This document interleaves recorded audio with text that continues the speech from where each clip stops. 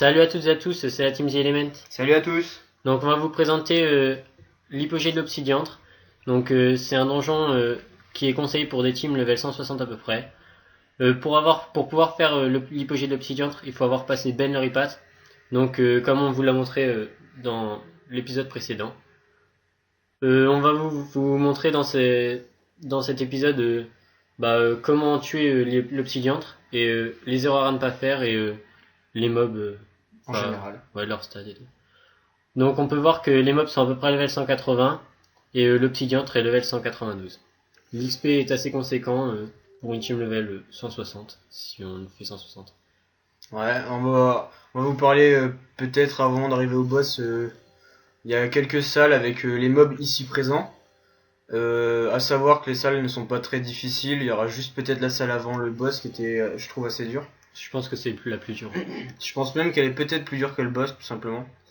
Alors, on peut voir qu'on est en train de se placer pour les personnages. Hein. On a laissé le panda en bas puisqu'il y avait que 5 places en haut. Et on a mis le Feka pour pouvoir faire les armures. Étant donné que c'est un boss qui tape assez fort, vous allez pouvoir le voir dès le début du combat. Hein. Il tape à peu près du 600 x 2. Bon, là, c'est en l'occurrence puisqu'il a fait une invocation. Alors on va parler des mobs dans l'ordre de la liste en bas. Alors à savoir, le premier mob qui joue après le panda, c'est le Solfatare. C'est un mob qui tape, qui enlève des PM à deux persos. Donc un mob pas très dangereux, mais qui est assez dangereux la salle d'avant le boss, puisque il y a des mobs qui lui donnent des dommages. On va en parler après. Ensuite, le mob qui joue après le Feka, c'est le Fumery Roll. Alors c'est un mob qui tape à 5 PO, il me semble. Moi, il est pas très embêtant étant donné qu'il fait quelques dommages, mais avec la Feka, c'est assez facilement tanké. C'est réduit. Donc je te laisse présenter les deux prochains mobs. Le prochain c'est la Moffette. Donc la Moffette c'est un mob qui tape assez fort. Non, ça va, c'est plutôt les espèces de chances d'écaille qui est assez embêtant. Ah oui, c'est la chance des cas. C'est le mob qui fait une chance des cas puissante. C'est soit elle reçoit 4 fois les dégâts, soit elle se soigne fois 2. Donc faut vraiment, c'est vraiment ça compte vraiment notre chance. Faut vraiment avoir de la chance en fait. Ou du fait qu'on a un panda, ça facilite des choses étant donné qu'on peut la désenvoûter, c'est quand même cool. Donc après le mob qui est juste après le sacrieur, donc c'est l'atomistique. Donc l'atomistique il permet de réinvoquer un mob qui est tué auparavant. Donc là en l'occurrence on va tuer l'obsidiantre en premier, on va focus l'obsidiantre. Donc l'atomistique va réinvoquer l'obsidiantre. Donc notre but c'est de tuer l'atomistique juste après. Pour qu'il puisse, pour que l'obsidiantre ne soit plus sur la map. Une petite parenthèse avant de finir. Là vous pouvez voir qu'on vient de placer le sacré au corps à corps de l'obsidiantre, c'est tout simplement pour rendre vulnérable le boss. Puisqu'il faut lui faire des dommages de poussée à travers un allié pour qu'il puisse être en état vulnérable. Tout simplement. Donc notre technique à nous c'est de le focus le plus vite possible. Comme vous allez pouvoir le voir en bas à gauche, on va le montrer. Dans le chat on montre que l'obsidiantre sort de l'état invulnérable. Et cela pendant 3 tours.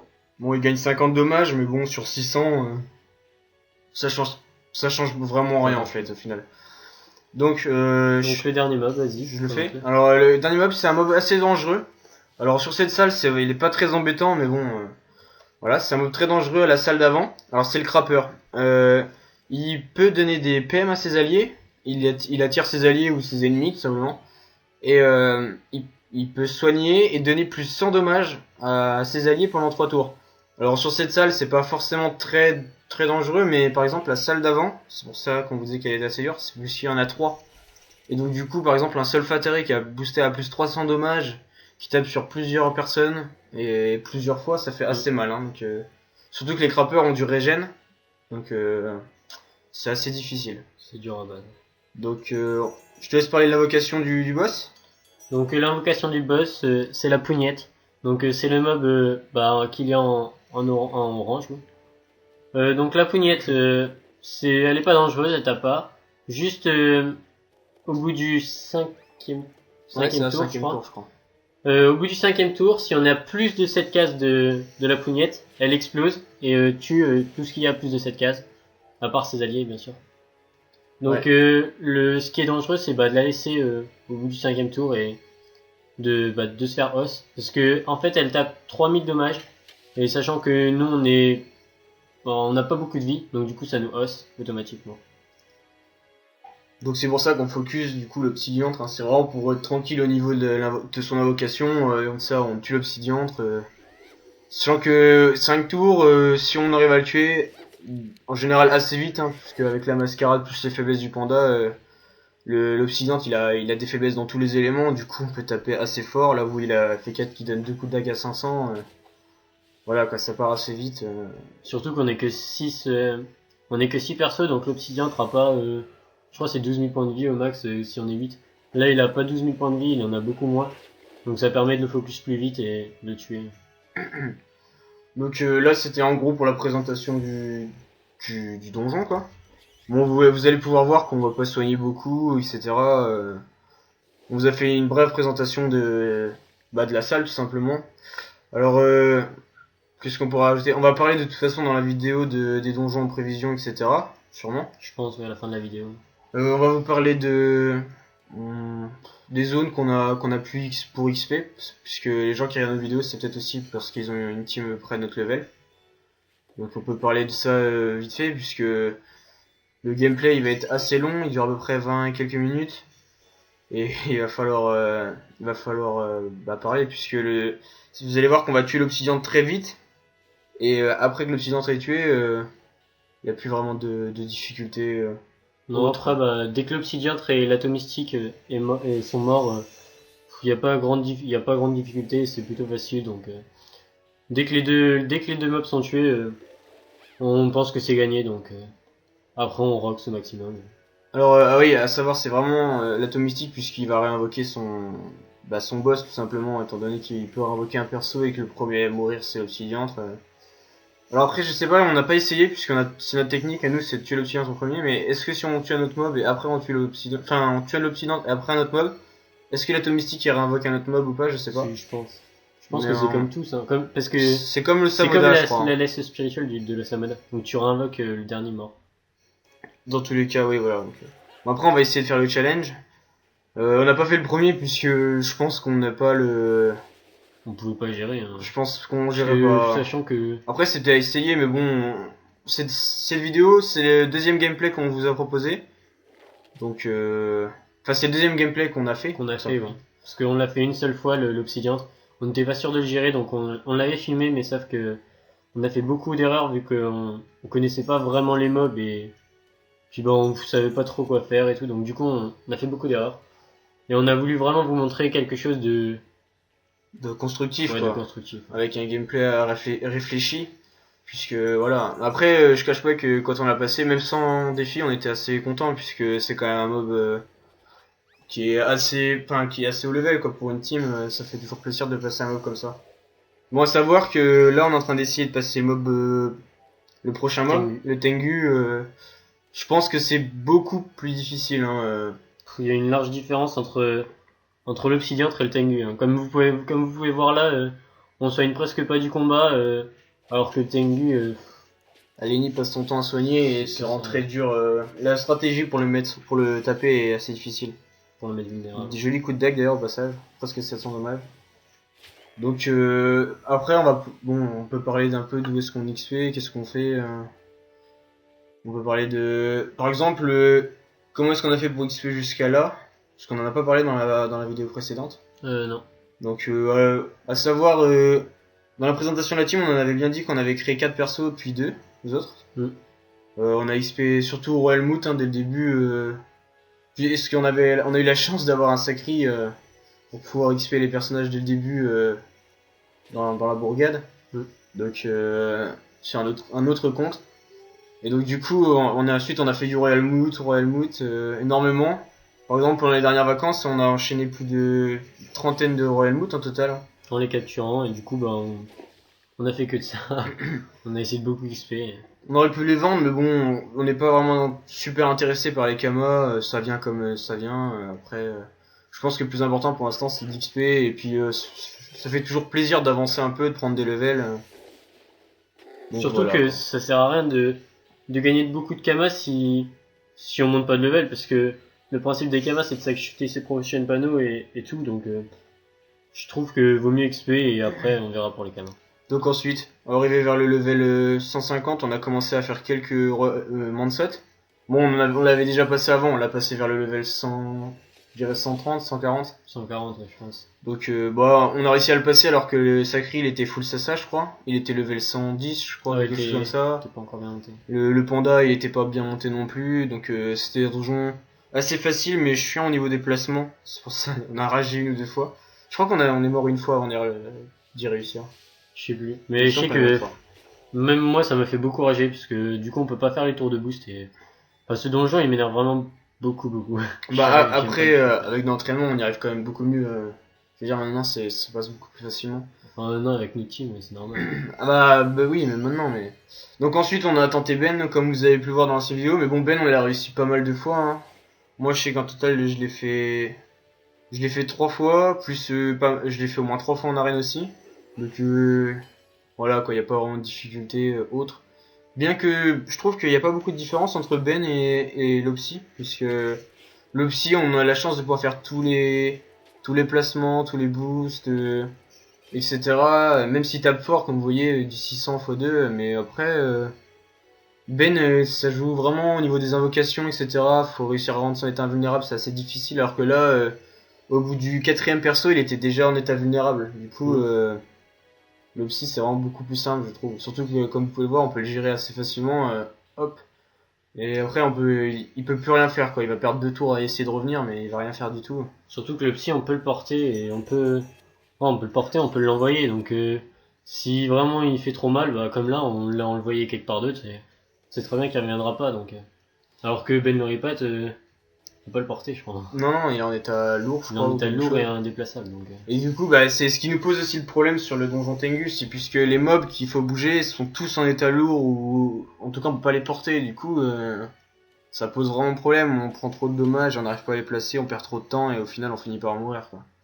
Donc bon, après ce bref passage sur les donjons de Frigost, on peut parler un peu des donjons en prévision qu'on pourrait proposer au niveau des gameplays. Alors, toi t'as une idée des donjons qu'on pourrait proposer? bah moi ce que je préférais ce serait qu'il y ait les gens qui regardent la vidéo qui nous proposent des donjons à faire. Mais si vous avez pas de donjons à nous proposer, bah on va en faire quelques-uns quand même, parce que on essaye de faire des vidéos toutes les semaines pour que vous puissiez en avoir un maximum. Après faire des vidéos plus souvent c'est dur parce que sachant qu'on a les cours et faut qu'on soit tous les deux ensemble, c'est assez dur. Donc les mercredis, commenter les vidéos les mercredis ce sera le mieux je pense. Ouais, Parce je pense que c'est qu'on a plus ça. l'après-midi pour le faire ensemble et on peut tout faire, parler ensemble et tout. Donc bah après moi je peux en proposer quelques-uns quand même pour dans les commentaires, vous pouvez dire lesquels vous préférez. Alors il y a des donjons qui sont assez simples mais qui sont pas forcément énormément faits. Le Croca, bien qu'il soit assez dur au niveau et assez chiant au niveau des placements. Le repère Pandicaz, qui est assez facile mais je crois que c'est pour les levels 120. Mais bon c'est pas un donjon qui est fait très souvent. Après il est fait puisque il permet de récupérer un pare-chaud pointé du doigt Mm. que d'ailleurs on n'a pas utilisé sur le Yob, je viens d'y repenser. Ensuite, le Sphincter Cell. Alors j'ai fait le combat il y a 2 jours. Bon, j'ai pas capturé puisque je pensais faire un test tout simplement avant de proposer la vidéo quoi. Et au final, on s'est rendu compte que les clés elles étaient très très chères. Elles sont à 50 000 unités je crois sur le serveur, du coup c'est un petit peu abusé. Alors on va sûrement attendre le trousseau de clés la semaine prochaine pour vous proposer un gameplay, en tout cas pour le filmer quoi. Qu'est-ce qu'on pourrait proposer? On pourrait tenter un Shenmue, bien que notre team corresponde pas du tout, étant donné que le Shenmue a des grosses raises feu et neutre. Feu, neutre et terre. Et notre team tape feu, neutre et terre. Donc À part le Zozo qui tape haut, mais sinon tous les persos tapent. bon après je pense qu'on peut encaisser donc Je pense qu'avec un peu de technique et un ou deux entraînements, ça pourrait passer assez Et facilement. avec les lunettes du panda, je pense. Avec les vulnés, ouais, avec les vulnés, pardon, du panda, on peut descendre facilement les raises de 50 à 20%, du coup, je pense il y a moyen, avec la mascarade. Faut qu'on essaye, c'est tout. Parce qu'après, les mobs à côté sont pas très forts. Bon, après, qu'est-ce qu'on pourrait proposer d'autre euh... Du Mansot, on ne vous l'a pas montré, mais après, est-ce que c'est vraiment utile? Je pense pas, puisque c'est un donjon de Frigost, c'est assez répétitif, et C'est surtout qu'il y a beaucoup de personnes qui montrent des vidéos. de J'ai Frigost. encore regardé sur YouTube hier, il y a beaucoup de personnes qui montrent des vidéos de Freeghost, de Royal Mansot et pas de Mansot Royal et de Royal Mouf. Enfin, c'est beaucoup vu, donc je pense pas que ça vous plairait qu'on remontre la même chose. On préfère montrer des donjons même s'ils sont moins compliqués, des donjons qui se font pas beaucoup et qui peut-être vous feront plaisir. Ouais, À c'est sûr, voir. c'est toujours plus intéressant de voir des donjons. Bon, après, c'est vraiment, voilà, c'est la team, c'est. Voilà, on va vous proposer des gameplays variés, surtout. Après, voilà, si vous avez des quêtes enfin, sur lesquelles vous n'y arrivez pas, etc., je pense que Loïc se fera un plaisir de vous aider, puisque c'est plutôt son truc. C'est beaucoup de quêtes. Voilà, parce que moi je suis plutôt dans le PVM et lui il fait plutôt les quêtes. Donc, bon, après, ça nous arrive quand même de jouer ensemble, mais on joue pas forcément tout le temps ensemble. C'est sûr qu'on n'a pas tout le temps la possibilité. Hein. Qu'est-ce qu'on veut dire je sais pas. Bah, moi Ça là, va être la ça va fin être de la la fin. vidéo. Hein. Bah là vous pouvez voir on a tué l'obsidian de la domestique et le crapper donc là on savait qu'il y avait plus aucun risque hein. C'est les trois mobs les plus dangereux je pense de la salle. Après, à noter, on n'a pas capturé puisqu'on a oublié. Et on aurait dû vraiment capturer. Ouais on aurait pu. La première fois, on n'avait pas capturé puisque On n'était pas sûr de gérer. on n'était pas sûr de gérer. Là, on était quasi sûr de gérer et on a totalement oublié de prendre la pierre sur les nids. À noter que le panda il a un petit peu plus de vie. Bon là il a plus beaucoup de Vitamax, mais il a 2000 points de vie. C'est parce on lui a enlevé la puissante cape Fulgu, on lui a mis une cape Shenmue à la place. Et je pense que c'est pas mal au niveau de la vitalité de gagner un peu plus de 200 points de vie. Bah surtout que le panda il avait pas beaucoup de points de vie du tout par rapport aux autres. Donc dès qu'il se faisait focus il prenait direct très cher et on était à la limite de. Enfin il était à la limite de mourir.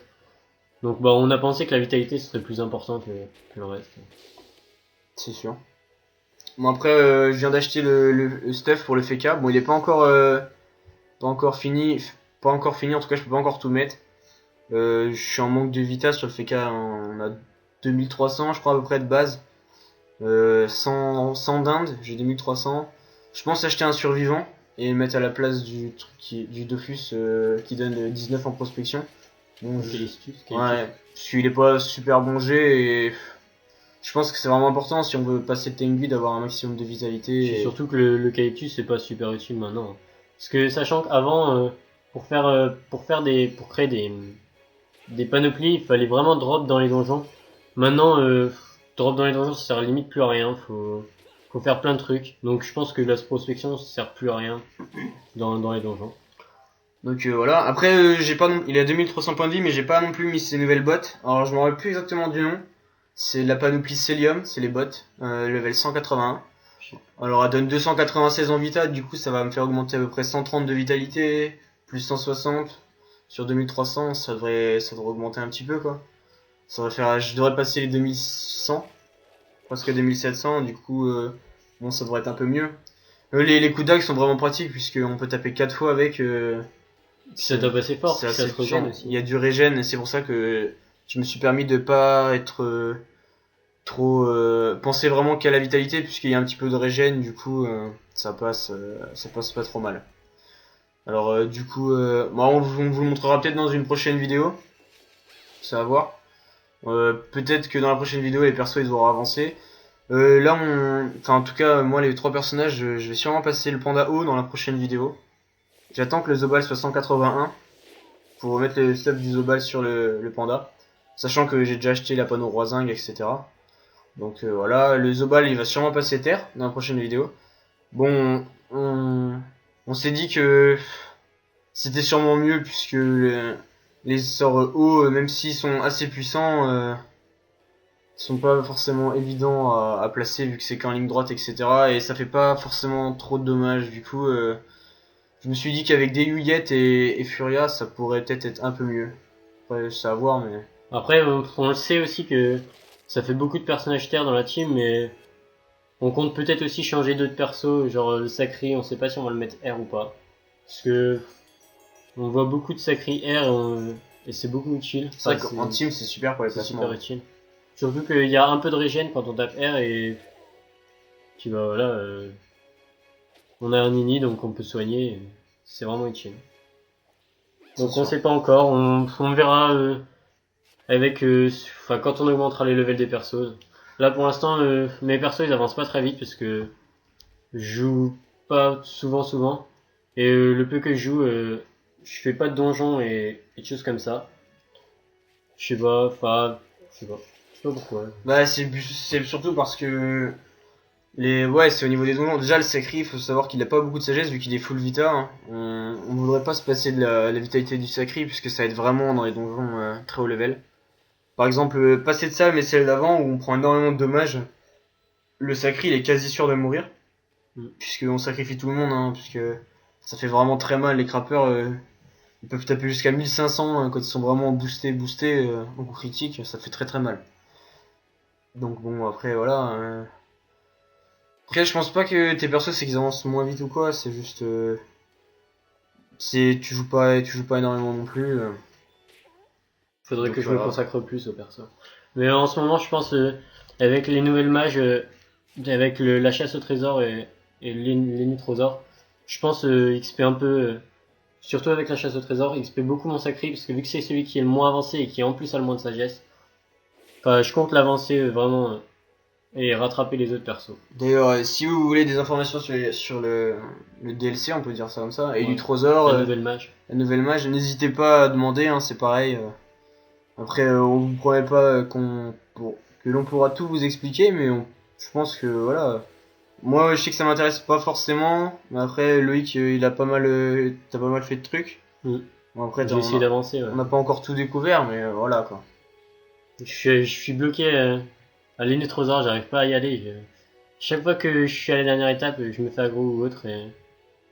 genre dans la zone Canigro là, du coup, bah, je me fais tuer parce que avec un seul perso, c'est pas possible, je pense. Après, la chasse au trésor aussi, c'est intéressant. Hier, t'en as fini une, ça peut être pas mal. Ça XP assez et ça donne de DKMA quand même avec les roses. Mais bon, après, je sais pas si je ferais vraiment ça beaucoup. C'est à faire un petit peu pour essayer, mais après, je sais pas si je le ferais beaucoup. Bah après, on peut proposer un gameplay de simplement de 5 minutes où tu fais tu fais une petite chasse au trésor et tu montres comment ça se passe quoi. Après, Je sais pas si ça aurait... Je sais pas. Faut si dire ça en intéresse les commentaire. gens, de toute façon, si disent en ça vous intéresse, vous mettez ça dans les commentaires. Nous, ça, on va se faire un plaisir de jouer et d'avoir un objectif tout simplement. D'avoir un objectif. Donc voilà, on arrive à la fin de la vidéo. Comme vous pouvez voir, bah, on a fini à peu près full live. On a réussi le challenge. Et on a réussi le challenge. Donc bon, on va pouvoir voir que l'XP est raisonnable. Hein. L'XP est assez conséquent avec un challenge 55%. Et on a débloqué des succès dus au mob, pas au donjon, parce qu'au donjon on l'avait déjà fait, et au mob de l'obsidiantre. Voilà, donc ça fait toujours plaisir, 6 millions d'XP. Bon, sur ce, on va sûrement vous laisser et on va se dire à plus pour une prochaine vidéo. Ok, Allez, ciao les gars. à la prochaine, ciao.